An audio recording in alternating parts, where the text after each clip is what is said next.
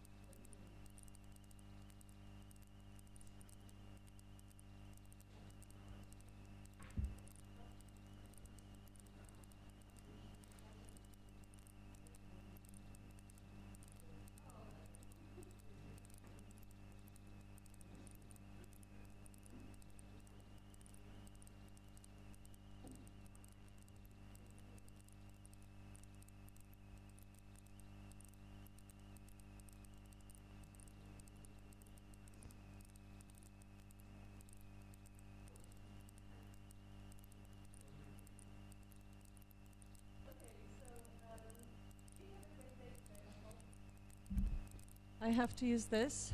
And I hope you've had great night's sleep and good breakfast. And we're full of energy to start today with our keynote, Jennifer Kraft. And I must say, she's my very special guest. All of the guests are very special, and she, for me, is more so because she deals in words and literary escapes, etc. So Jennifer Kraft, and you can read about her achievements in detail in the Book of Abstracts. She's co-winner of this year's Man Booker Prize International for the translation of Olga Tokarczuk's novel Flights. And this is, as I think we know, the most important award granted to literature in the English language. Jennifer exists in several languages, writing herself and co-writing as translator, because I think this quality of translation as she presents can really be thought about as co-writing, in fact. So Jennifer is by all means an equal partner in the novel's international success. And when I learned about the award, and I have to say we invited Jennifer before Man Booker Prize emerged for them, so we knew the value and the quality before. So I wrote to her saying, these nimble hands, her hands obviously did this. And as often as is with metaphors, the best are those who can be read in the literal way. Because indeed, I think translation is done with hands. It's labor. It's a way of molding the language, decomposing and recomposing, carrying it across its environment to another one, creating a new place of habitation for it, and, in fact, creating a new landscape with it.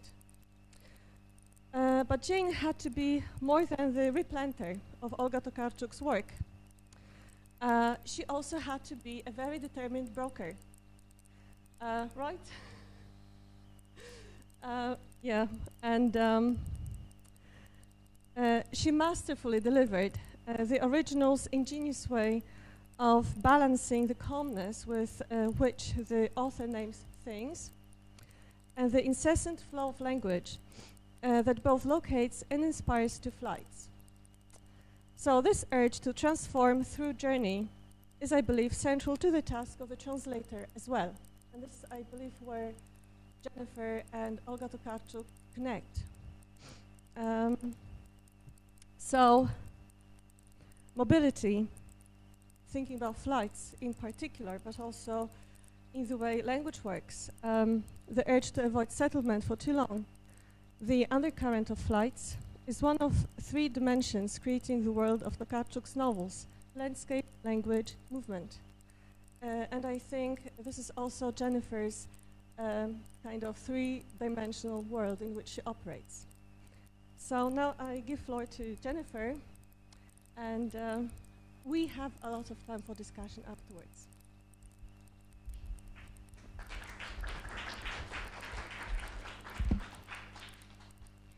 Thank you for that amazing introduction and for inviting me long ago.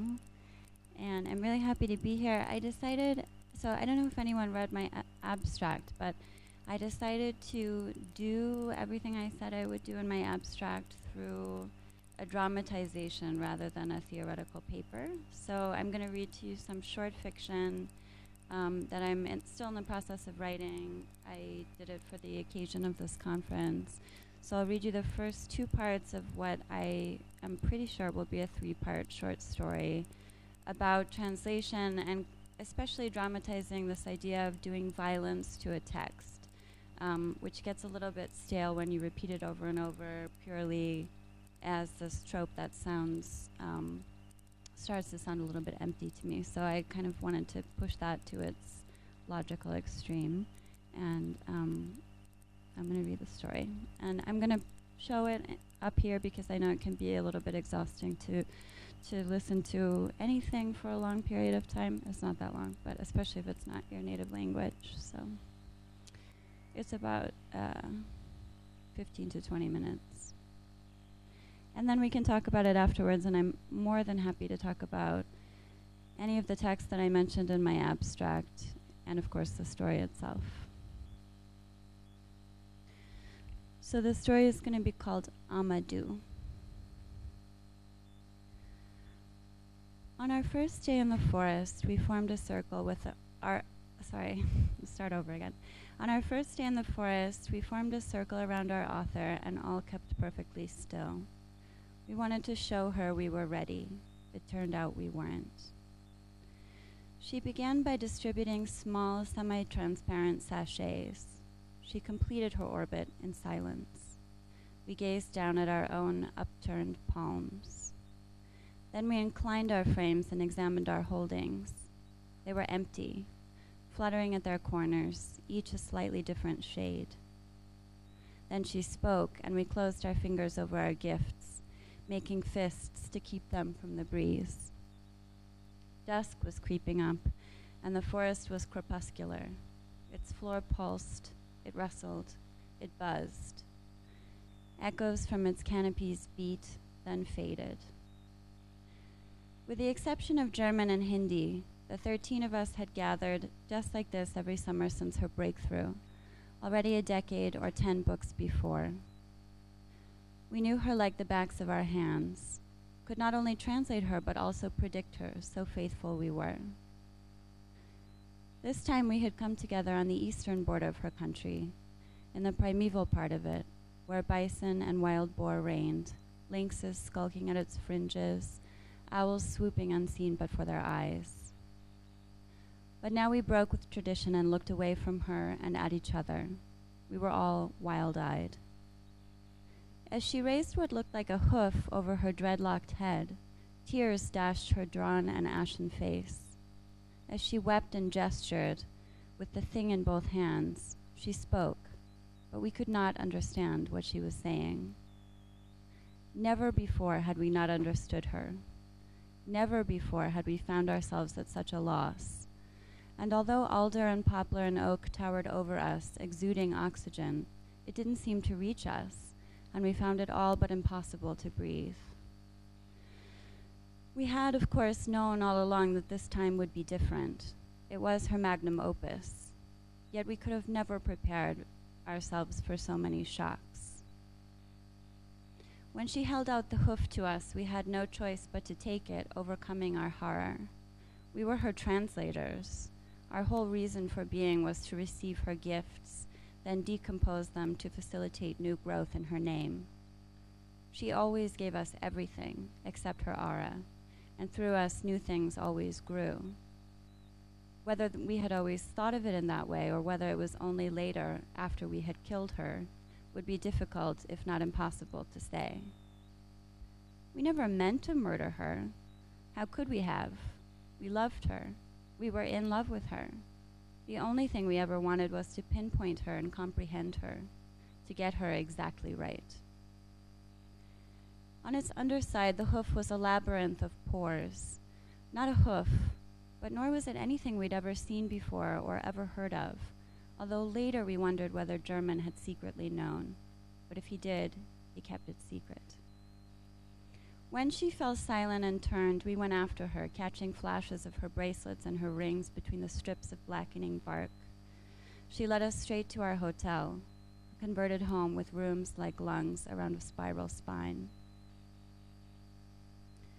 The forest was crepuscular. It glittered with the chatter of flycatchers at sunrise. We rose at 4 and climbed the stairs to the top and didn't mind there wasn't any coffee. Or if we did, we didn't say so. But we never said anything directly. The novel was called Shada Eminencia, or Grey Eminence, or Eminence Grise. Its protagonist was Amalia, the world's first climate change artist and the first person to exceed 1 billion followers on Instagram. She was also Portugal's foremost performer of fado, a gold medalist in rhythmic gymnastics, excellent at baking, gorgeous, and capable of taming the oryx she summoned back from extinction to revivify Lascaux. Her ample accomplishments occupied over 1,000 pages in the Polish, and were sure to exceed that in languages like English, with its strict syntax, its verbs often unfolding in phrases, rarely taking place in just one word, as if English, at least, knew that even the most dire act requires multiple steps. If the novel ever felt heavy, however, it was with the constant and unspoken presence of Amalia's only foe, Nikau, plotting at the other edge of the map from Amalia, chasing after the world's end.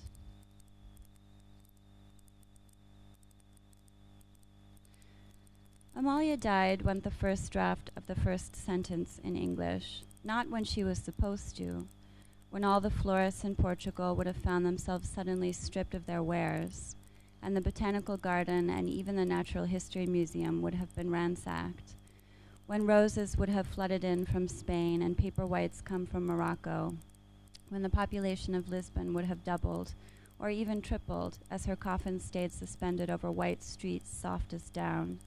Nor did she die in childhood like her little sister, Celeste. No, by the time Amalia finally got around to dying, it was in a manner befitting a goddess. No trampled petals, but the erasure of a city. Not an end of life, but the end of almost all life, and almost every way of life the earth had known since the very dawn of its civilizations, ever beloved, ever ungrateful. We always wrote a first sentence that morning. We each wrote a first sentence that morning on our second day. We knew the first sentence was not the hardest, nor the easiest, of any book, but it was a way to open. Then we read them out in turn and conversed about them in our common language, in our author's language, until none of us was satisfied with what we'd done. Each of us was certain, however, that no one else's language was as rich or as complex as ours, and that gave all of us some comfort. Perhaps it wouldn't end up being just one English sentence. Perhaps English couldn't bear that kind of weight, that many paper whites. Perhaps the final version of her sentence, of the first sentence of her masterwork, would just read, Amalia didn't die when she was supposed to, or Amalia died at the wrong time. She had dabbled in photography. Her last book had just been an inventory of graffiti, household objects, food and teeth preserved by the volcanic ash at Pompeii, a pair of gold earrings, fittings from a medicine chest, bread, a giraffe bone, a mosaic of a dog with the warning inscription Cave Canem. I don't know how to pronounce Latin. She had recently published 2 essays, one on insects in amber, and one on Carlos Gardel's famous tango Volver. Now she had gone to the opposite extreme. Instead of desperate preservation and return, the author wanted destruction in its most radical possible form. Though we couldn't have conceived of the dimensions our failure would take, we knew that with all the strengths of a magnum opus, our challenge would be great. We prayed to St. Anthony, restorer of lost things, to restore her words to their true and proper value, to salvage her images from ruin at our hands.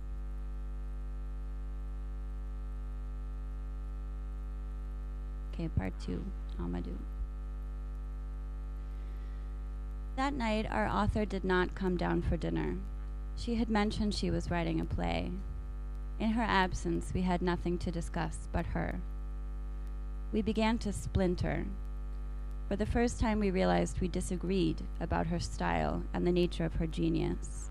For example, Serbian and Slovenian considered her essays to be as finely crafted as her book-length works. Swedish was alone in insisting her talents had a feminine flavor. It was only when he said this that we realized our author was here in the forest without the husband who had always trailed in her wake.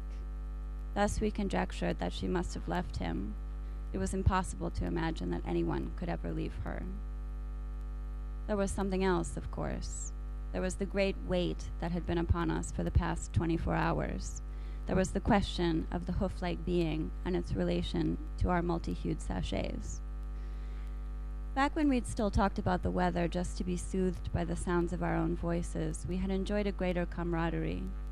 Now the weather had changed, and we did not wish to alarm each other further, for we all knew French had too recently been flooded out of the metro of her nation's capital, and even as we sat stabbing at our salads, droplets of sweat were exploding across the wide rims of our plates. For the duration of the meal, the splintering continued. It was not until dessert that Spanish finally confessed. In our common language, our author's language, the name of the thing was Chiren Ognjove.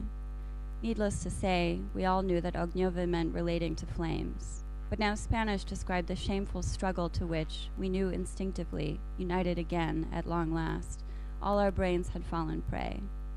We had all, there in the forest, scrambled to string together a literal translation, by brainstorm, by trying to tie Chiren to any root we'd ever come across in any Slavic language. Even Latin had occurred to us. We had all failed. It had felt like being ejected from Eden, seeing the gates slam in our faces, finding ourselves naked and alive.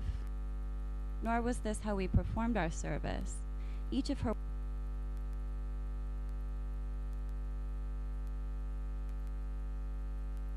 changed for any other word. Our task was another altogether. We put each of her words away for tenderness and for protection. Then we penetrated the spirit of the whole so that we might disseminate it later. In her speech to us on the previous evening, our author had omitted the word that would have unlocked our understanding, which was grzyb.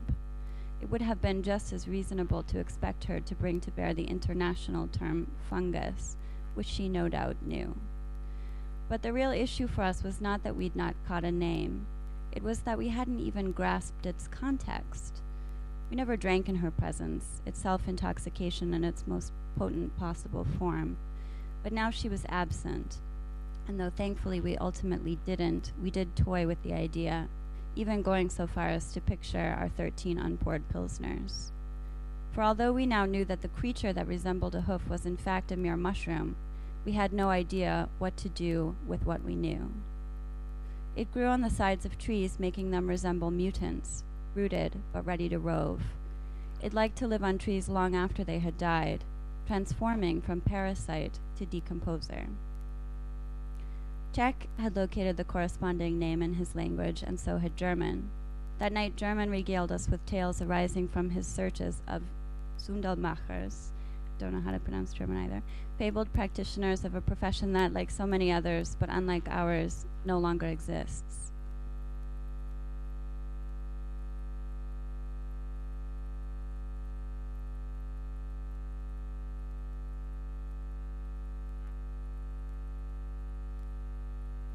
Slicing it into strips that were then beaten and stretched to separate the fibers. They could be mixed with gunpowder or treated with solutions to transform them into amadou. Amadou was ancient, had been carried by icemen as a way of starting, and safekeeping fire. Amadou was highly receptive to fire, and it could smolder for days. The question was, what did fungi or their amadou have to do with gray eminence? An orb of panicked horror shimmered semi-transparently around us. Where was the physical chiren our author had given us to hold? Had we handed it back to her? Had we let it fall? Here the orb around us sizzled to the forest floor where it would no doubt face immediate extinction. We prayed to St. Anthony, restorer of lost things. Just then, Czech and Portuguese excused themselves from our table without making an excuse. We didn't blame her. How could we have blamed her? But did gaze at her dejected all throughout the day. Amalia didn't come from humble origins, we wrote. Her fans had managed to account for her every childhood milestone, and each had been lavish and pristine. Professional photographs and snapshots by relatives with excellent cell phones showed little Amalia reveling in the light of 5 candles perching stately on the surface of a chocolate cake. Amalia taking First Communion in her tiny bridal gown of paniche lace, her riotous green eyes framed by the gleaming tendrils of her rich black hair. On the archipelago Berlengas, legs crossed over the edge of an arch of the haunting causeway over the ocean, sitting next to her sister, just before Celeste vanished from Amalia's story, leaving her alone. In fact, there was just one break in the story of Amalia's life, known to her fans as the Dark Summer. Although many had attempted to track down her whereabouts during those sweltering 3 months that elapsed between Celeste's death and the start of Amalia's musical high school, somehow, unbelievably, not a single shred of evidence had ever emerged. Only one man knew the truth about those cold 3 months. She was the love of his life, as she was for nearly half the planet. The difference was he was also the love of hers, and he would likely be responsible for her eventual undoing, just as he'd undone her on that scrubby southern terrain when she was 13 years old, grief-stricken and oily-faced, slightly overweight, scrambling to catch up with him after the act. The Amalia the world would not, could not ever see. Not wanting to see Amalia from so close, we broke to take a walk. We ventured into the village, where what we mostly noticed was its signs. Everywhere was posted a number or a warning, sometimes cartoonish imitations of the animals that might kill us if we strayed. Then, inside the forest, the trees bore strange symbols, markers of different paths we weren't allowed to take. The author pointed out the many types of moss that covered all the fallen trees like quilts thrown over corpses. Although we were not speaking, she asked us not to speak. If we would only pay attention, the author told us, we would understand the forest, which creaked and cawed and spoke through the mushrooms and the mosses through patterns like secret messages woven into tapestries in times of war. We seized each other's hands at this. We bowed our heads to hide our racing minds. What secret messages, we screamed, in silence, still. Saint Anthony, we prayed, for the forest, said the author, is under siege. Saint Anthony! Alas, just then we got too close to Belarus, and armed guards escorted us away. So that's all I'm going to read. But you have a pretty good sense of what's going to happen next, I think. Thanks.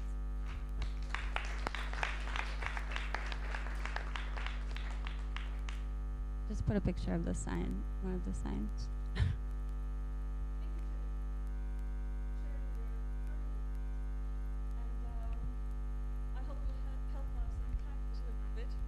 Oh yeah, I forget about this all the time.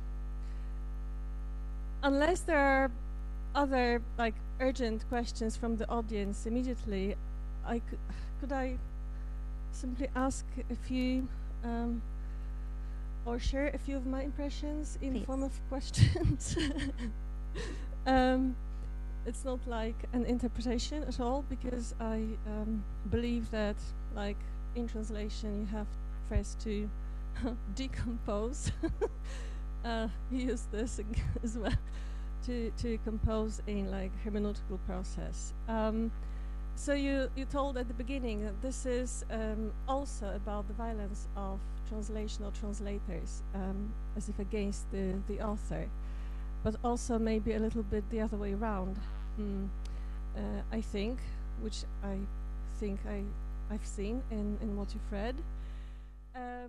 Also, I'd like to ask you, are you creating consciously, or are they as if organic in the text, metaphors of, for example, translation, like for example the mushroom idea, that is also very prevalent in Olga Tokarczuk's novels. Yeah, the mushroom as a borderless plant.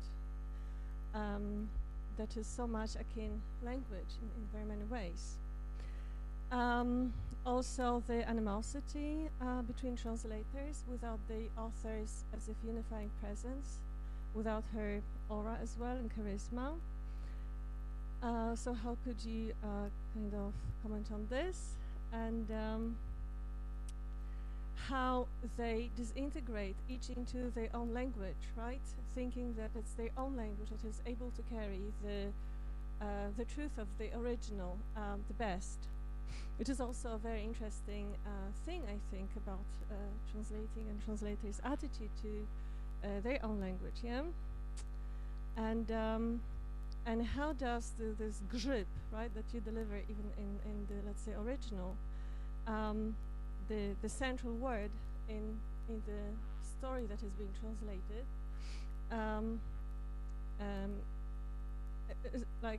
how come it's untranslatable? Doesn't we know that it lacks context, the translators don't know how to translate it because it's out of context. They don't know how to link it with the story.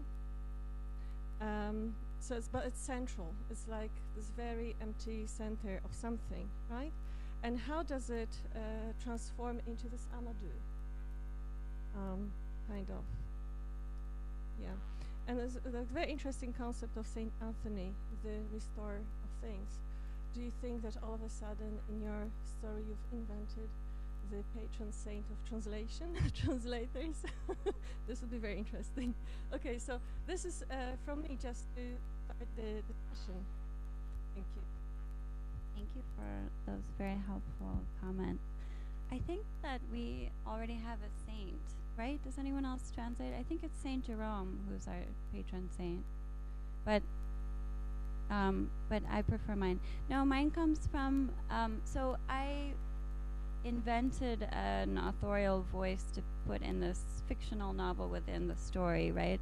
Which is kind of based on Olga Tokarczuk's style, kind of not, but it's about this woman in Lisbon, and the fictional novel will culminate in chapter 3 on the feast of Saint Anthony. So that's what's leading the translators who already have read the book to pray to Saint Anthony, restorer of lost things. And that idea just comes from this very old, very boring saying about what gets lost in translation.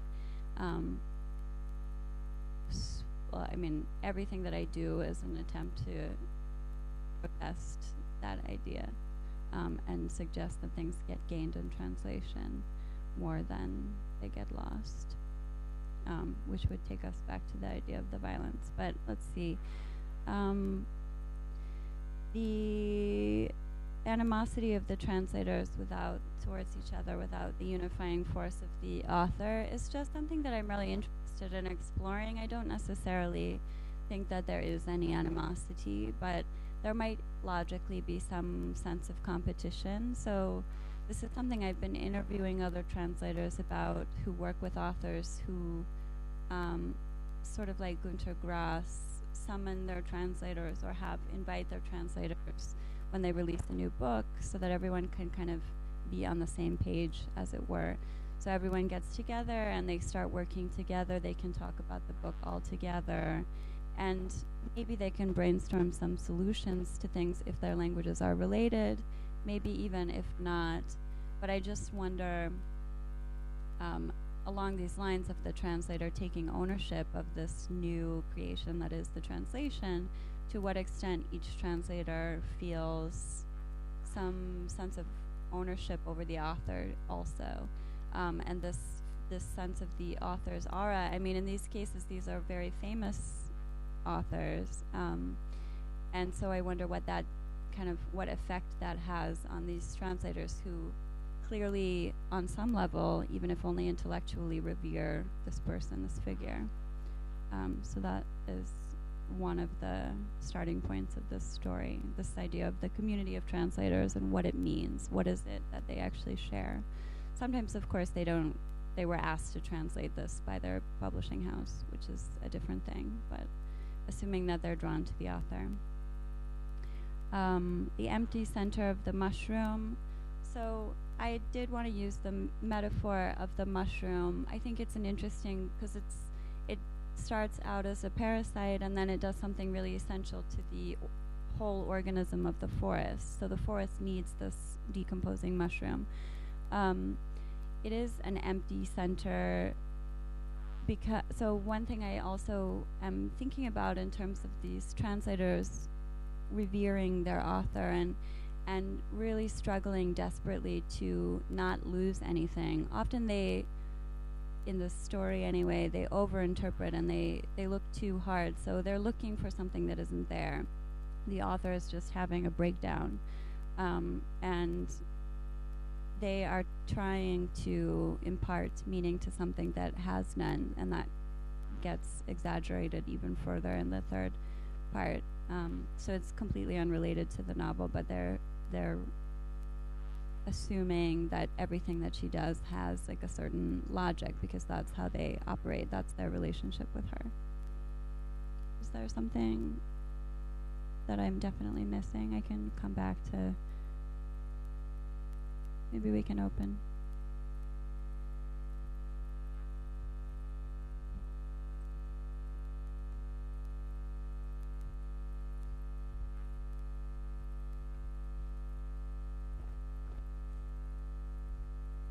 Not you. Anybody else have a question?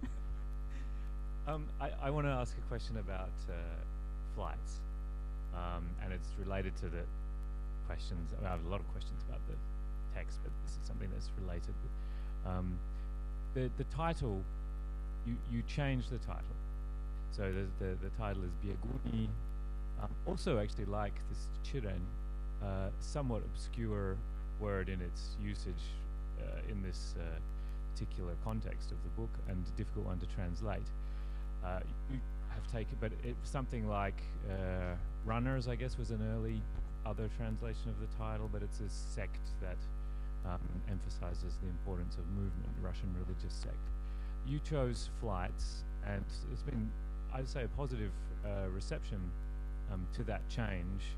I know Olga has spoken very positively about the change, and that that you opened her eyes to all these resonances in that word in English also, and in fact it was the shift into English that opened resonances in her own book in that way, which I thought was a very interesting comment. But my question is, were you consciously making a declaration of independence in any way? And it's obviously not unprecedented for books in translation to have changed titles. But given your emphasis, and some of this, in the ironic play of this story perhaps comes through as well, were you in any way consciously or maybe unconsciously declaring that this is an independent creation, based, with obviously the very intimate connection to a pre-existing creation in Polish, but even in the very title itself, were you consciously making that declaration? And then perhaps just to talk a little more about what you see the relationship between your independent work and the original. It'd be interesting to hear you talk more about that. Yeah. I hadn't really thought about it as a declaration of independence, but I like that idea. So the titles of books get changed quite frequently by editors. The bigger the house, the likelier it is to change. So, for example, there's this book that was a bestseller recently by Leila Slimani called Chanson Douce, which was in Britain published as Lullaby, but in the United States published as The Perfect Nanny, just because John Siciliano, the editor at Penguin Random House, thought it would sell better. He wanted to sell it at like Walmart and Target. That's what he told me, which is something that I found a little bit shocking. Well, he was obviously right. I mean, the book has done really, really well. I think also Violeta Grzegorzewska's book, who is known as Violeta Greg in English, Greg, Gugue, which was the editor, also changed that to Swallowing Mercury. So there's definitely not only a precedent, but almost a norm that for marketing purposes you change the title. I always hated the title Runners for Bieguni, because it made me think of people jogging, and it completely, it made banal something that isn't banal in the Polish title. The Polish title, that isn't the word that you use for joggers, so it sounds evocative in Polish, and I thought, it took me a long time, and I tried out a lot of different things, but I came to flights because I liked that it connoted so many different things related to motion, including an idea of fleeing, which is connected with this original sect, as well as flights of fancy, a phrase that for me connotes imagination, kind of really fits with Olga's mode of being in the world.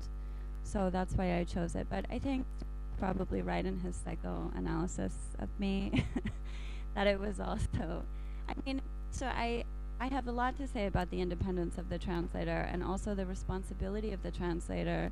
So there has been a real generational shift in practicing translators in thinking about their visibility. So this partly ushered in by a book by Lawrence Venuti called the translator's invisibility. I really subscribe to this idea that the translator must make very apparent his or her active participation in the text, because I, as a translator, want to take responsibility for anything that people don't like in this English book. Olga is almost certainly not at fault for the flaws in the language of this book, which I created. So I feel like it's important to signal that wherever possible, and more often publishing houses are listing the translator's name on the cover. Not the case here, as you may notice, but hopefully that will be more so in the future. So, and then also I've always viewed, I personally, this is not about translation or its evolving status, but I personally have always been a writer also, and always thought of translation partly as a kind of apprenticeship. So I have been studying under authors whom I really admire, like Olga, and being really mindful of what I'm learning from them, and now kind of feeling like I have my first book coming out next fall, so now definitely kind of feeling like I am increasingly independent of them. So I think that's a good way to view it. Although, yeah, I really think that the title was more for the sake of the book, certainly, than it was for. I don't think it was really necessary for my process of becoming independent, but I do still like that idea. Yes. Why you're working with this metaphor of decomposition, and I mean the fungus and the decomposition, because I guess it seems like you're indicating there's some decomposition of the original, that the original text is somehow rotting away and being absorbed, but the Polish original stands. So and is just as meaningful in the original Polish for its original Polish audience as it was. So that's my first question, and then a second really separate one is you use this word crepuscular, and you used it twice, and it feels really jarring when it comes, and I'm wondering, it feels to me like one of those moments when I'm reading bad translations of things. I teach Rilke's Panther and several different translations of it, and all these attempts to, in English, poetically recreate the Panther, they all just fail. And many of them fail because they choose some word like crepuscular, that just doesn't work. And it feels like you're doing that intentionally, and I'm wondering if I'm right. Yeah, that's definitely right. I'm still kind of working out the exact voice, but I'm trying for, obviously, like a kind of creepy voice that is also in some version of translation ease. So some odd syntactical choices and some odd lexical choices, like crepuscular. I mean, the idea of something, first of all, that I wanted to indicate this view of the forest as a single organism. So crepuscular is referring to an animal that is most active at dawn or dusk. Then there's also this idea of liminal activity, so only on the borders between things can something really be in movement and alive. But the choice of the word, which is odd in English, is also to set the stage for this translator who's always kind of in between, thinking in between these languages and attempting in vain to capture something wholly. And then the decomposing, I mean, so I can tell you how the metaphor originated, and it was with something that I mentioned in my abstract, which was a translation of another author named Sylwia Siedlecka, who wrote a story called Wodny Motyl, or Water Butterfly, about two conjoined twins, one of whom was born much stronger than the other, and the weaker one, and the story alternates between the two voices, and the weaker one gradually begins to get stronger at the expense of the stronger one. So to spoil the ending a little bit, or a lot, or completely, the one who was born weaker ends up being the twin to survive the surgery to separate them. And as I was translating, the way that I translate is in a Word document where I go sentence by sentence, erasing each Polish sentence as I write the English sentence. So there was really a process of total erasure. First, the Polish text was really strong, and the English text was really weak. And then gradually my English text took over the Polish text. Of course, the Polish still exists, although I would say that it's not the same. Like, Bieguni is not exactly the same object that it was before Flights won the Man Booker International Prize. Like, these do have an effect. I do think that the translation has a real effect. I mean, and then there are the cases where the author goes back and changes the original text, which happens more often than you would think. But even in terms of how people conceive of a book popularly, I do think that it matters. But just in terms of the thing that I'm producing, there was once an original text. I also like the idea of something having to be broken down. So to combat this idea that translation is a word-for-word act, which it's absolutely not, I like the idea that you have to kind of go in, take everything apart, and then really work very hard conceptually to create something new out of those pieces and the pieces that you're bringing as well to the construction site, as it were. So that's kind of the ideas. Absolutely not. In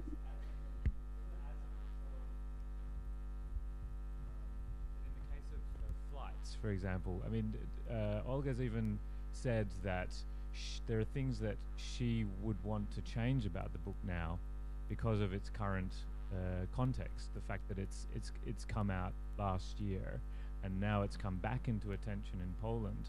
So she said specifically that she really misses the absence of a thread on refugees, because the book is all about movement and being uprooted and travel. And it was, when was it published? 2007. Oh, 2007. Yeah, published in 2007. So before this sort of the largest wave of what people call the migration crisis in Europe. And so the book exists in a completely different context now, and that brought the author to sort of think that she would like to change. I don't think she's going to, but it almost needs changing or decomposing and reconstructing. Sorry. Never again.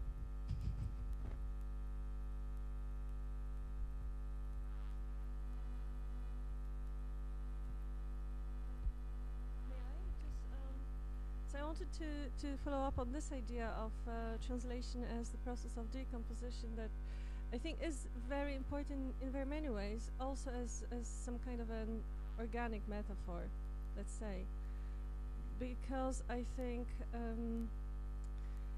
it links you again with Olga Tokarczuk's, I mean, it's my opinion, I may be wrong, Olga Tokarczuk's concept of, let's say, landscape, for the lack of a better word now for a second, because I think in her, like, in all of her novels, and maybe in House of Day, House of Night, which is which's been translated by Antonia Lloyd-Jones in a very nice way as well. So House of Day, House of Night, published in Polish in 1998, as far as I remember, which is a novel about or located in Lower Silesia, right? So it's very local and very cosmopolitan at the same time, and transnational in very many ways. I think this is a very important novel for delivering Olga Tokarczuk's concept of landscape and language as a function of landscape, I think, because there she also shows how landscape as language, quite surprisingly, always endure beyond identity, beyond, for example, cultural identities of communities that inhabit them. So there is this transience of let's say, human created cultural units in this landscape, and the landscape always at some point takes over. But then later it as if connects, right? Because this is how, and so does language. So there are gaps, like historical gaps, but there are also ways of sharing across different histories, different languages, even violences of sorts. Yeah, she shows in House of Day, House of Night very powerfully in this novel, right? On the example, or in this location, Lower Silesia Mountains in the south, yeah? How landscape is also a process of some kind of an organic translation. And I could quote many examples in this. How do you comment on this? Because in Flights, I think, what very nicely connects Flights with House of Day, House of Night is this kind of idea, I think, that that we're not bound to identity, be it like small, big, cultural, personal. That self is always something before, and before self there is some kind of a language, and let's say space as one environment. I think about the very opening of Flights, this "here I am" kind of phrase that is so inevitable and even painfully experienced by, let's say, the narrator, if there is one. Yeah, I completely agree with everything you just said, and I think that's one of the things that I've also been trying to understand writing this story and writing a kind of fake version of Olga, which is actually much more specific. So I just translated another novel by the author I mentioned, Violeta Grzegorzewska, which is very specific to a particular time and a particular place. And one thing that's interesting about Olga's approach on the world literary stage is that she doesn't do that. So imagine if there are like 3 levels of world description. There's this kind of most fundamental level that is the barest self that Dorota just mentioned. Then there's like specific, like a town in a year. So let's say Częstochowa in 1999, for example. Then there's this kind of universal thing, maybe nature. Of course, these specific landscapes might not be as relatable to everyone, but in a way they are. I mean, everyone can relate to some extent to, just about everyone for now, can relate to some extent to trees. So Olga writes on the first and the third levels, and it's a way of universalizing literature that works for other writers too, who, this is kind of like the Nobel Prize school of literature, where everything is more translatable because everything is already relatable. And I was trying to kind of play with that idea by doing something, by writing in a quasi-Tokarczuk fashion about something that Olga would never write about, which is this Instagram influencer who is obviously a completely ridiculous, superficial figure. And obviously a very fleeting, Olga isn't really as into ephemera, although there are certain passages in Flights that are like that. But yeah, not sure. I feel like that your comments are really interesting and could go in many directions, but. So maybe, if I may, just, so why is this company in your story running as far as the border, Belarusian border, and then they are stopped? This is very interesting. They seem to be kind of, running somewhere, and then it stops there. So the idea is just that they're walking in the forest and they just come to the border of Belarus, which is that could happen if you're just wandering around in the Białowieża forest and you stray, you kind of get distracted.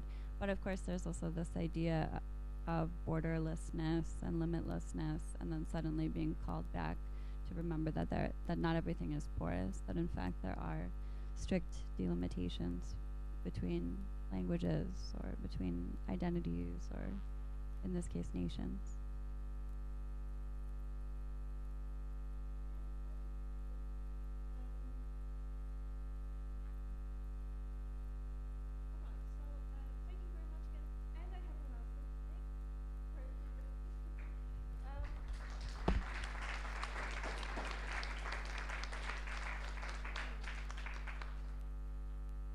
So Jennifer has agreed generously to to be available for book signing because we have thought about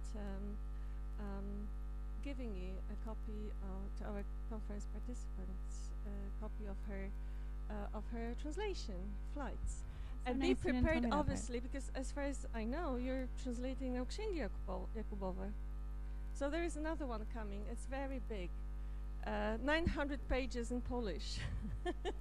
So a lot of work, but also I think this is going to be another feast that we will patiently wait for. So thank you, Jennifer, once again, and you'll be Thank you. accosted with I can't fans wait. for Thank book you. signing. Thank you. That's so nice.